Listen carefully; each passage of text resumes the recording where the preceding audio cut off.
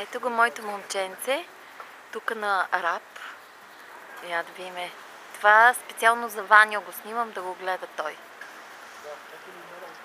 Ето го, тати.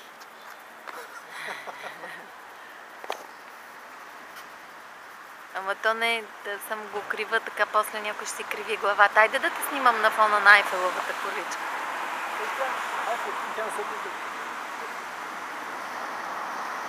Ето я. Оф, да, ето хоп.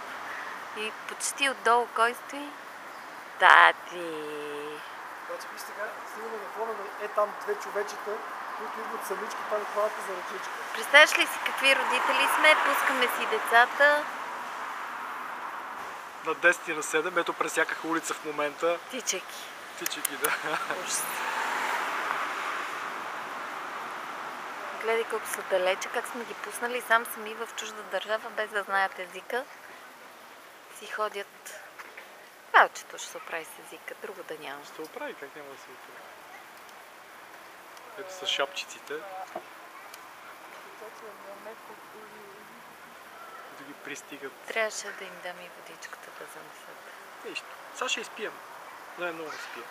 Я тук виж има шахта за газ. Тук може да се включиш направо. Да, си включиш един.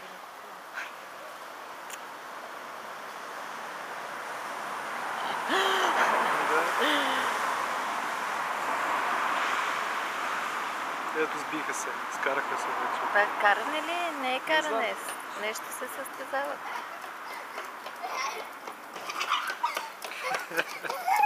Първи!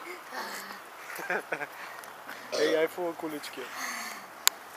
Нана!